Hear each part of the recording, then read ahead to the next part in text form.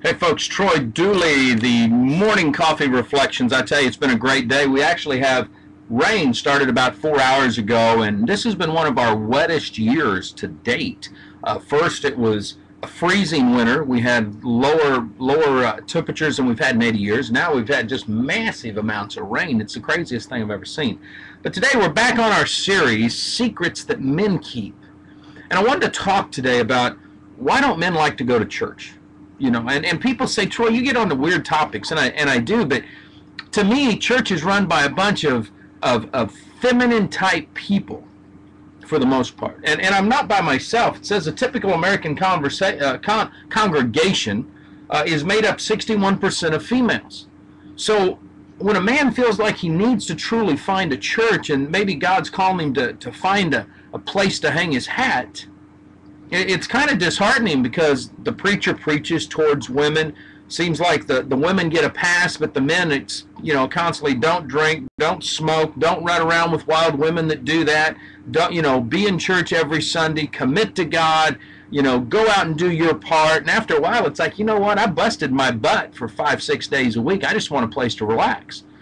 But as soon as you walk into a church, they want you to be a member, they want your money, and they want you to volunteer. And so as we've studied this, we started to realize, you know what? This isn't going to cut it. Men want to be in a spiritual setting where they can grow. This is one of the secrets, ladies, that men will keep. They'll walk into a place, and if the first thing they do is get bombarded and they can't relax, they can't listen to maybe what God's going to be putting on their heart, they're out of there. One of the things at our church that we do, we're like really bizarre. You can go check out shorelinechurch.net or Church at the Bar. You can do that, or Church at the Rave, or the Transparent Church. I mean, we got all kinds of websites. But the dilemma is that we really don't want people just to come in and start giving their money and do all that. We actually run a really bizarre type of church because what our goal is to connect with the real world. And most of the time, people don't know anything about church. They don't know about God. They don't know about Jesus. I mean, the closest thing to a spiritual experience that they've had is watching the MTV Awards when some gangster rapper gets up there and says, I want to thank God for my career. And it's kind of bizarre. Or maybe they're watching Sons of Anarchy. Good show. I like it. And here's this matriarch of the club, and she's saying, God told me to go out and kill these people that tried to take over my family. That's as close as we get. Or maybe we get into a TV program and they make the Christians look like they're a bunch of wet behind the ear, fanatical, bizarre people. So why hang out at church? See, that's the key. And ladies, you need to understand, if you want your husband to really focus and to be the leader, then you need to let him lead. You need to let him follow what God's put onto his heart. And if God's leading him in a direction, then and he's starting to get there, why don't you give him a pass? Let him get there. If we know 61% of the people that go to church are females, and that means that the men need to work their way into that. And I'm not trying to give men a pass here. It's tough sometimes being the spiritual leader of your house. First of all, when you do that, you're going to make waves. Probably in the way you tell your girls to dress, the way you discipline them, the way you want your boys to act. Been there, done that. I think all my kids, if we were to videotape them, would tell you, Dad was more lenient than he should have been. Based on my own upbringing, that's what we did. But as I sat here today, I start to realize that if we can work on this and just look at it like Jesus did, and get away from all the denominational crap and all the do's and don'ts. So many times I watch people, and I'll say, man, why don't you, go for a relationship with Jesus Christ? And here's what they tell me. I don't want to go to church and be told about a bunch of do's and don'ts. And that's when I'm able to say, you know what, I don't either. But when you hang out with Jesus, when you decide you want him to, be kind of like the I don't even know the way to put it, man, because I'm not one of these spiritual guys. When you want him to be the benchmark, when you want to say, okay, I just want to act like he did, then all of a sudden you realize you got a life filled with hope and opportunity.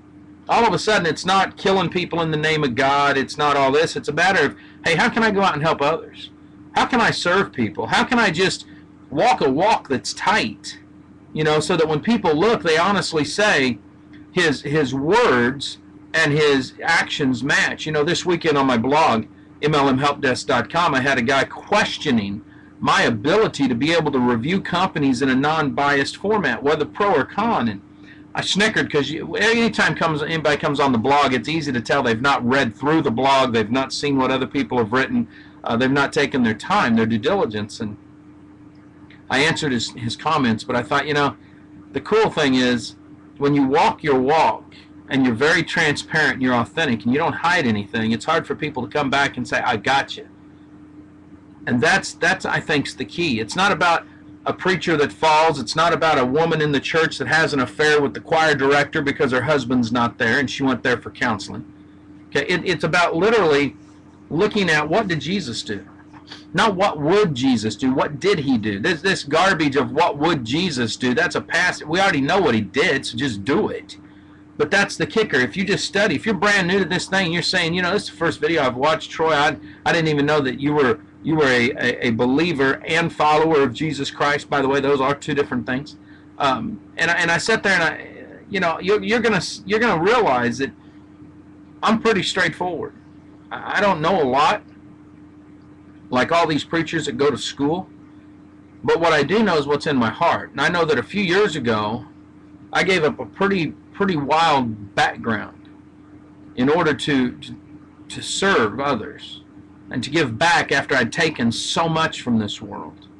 And that to me is what church is all about. It's not about a building. It's not about you got to be there every Sunday morning. It's actually about hanging out with like-minded people. I don't care if it's at a theater. I don't care if it's at a bar. I don't care if it's at the beach. I don't care if it's in somebody's home. You know, if it's an atmosphere that's conducive for growth, then you do that. I've got a group of men here in town that go to Hooters for lunch. And they sit out and they pray and they read their Bible and they talk. And some people say, oh my gosh, I can't believe they do that. And that's probably because they've never been in Hooters. All they've done is listen to the propaganda from the media and they think this is some god-awful place to go to. But these guys are out there walking their walk. They're not trying to get out of the world. They're just going, and it's not some big fat Bible they carry. They just sit around and they talk about, you know, spiritual things.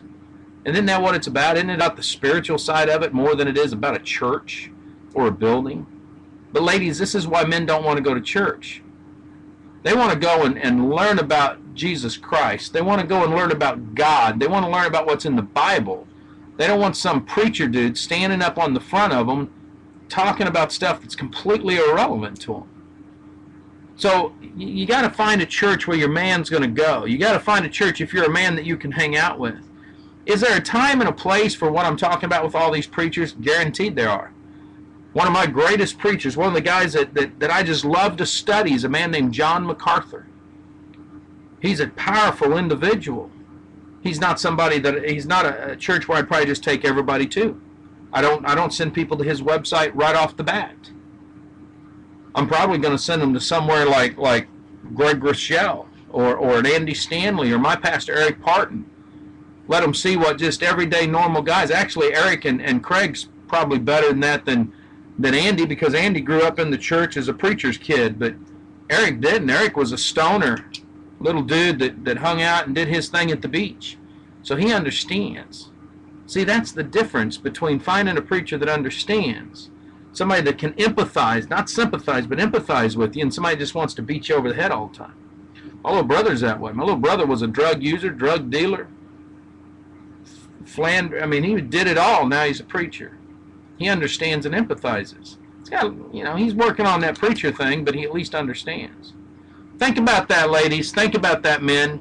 If it's about Jesus and it's about your spiritual walk, find some place you can hang out with. If it's anything else, maybe you're in the wrong church. Hey, guys, live life like it's an epic adventure. We'll see you at the top.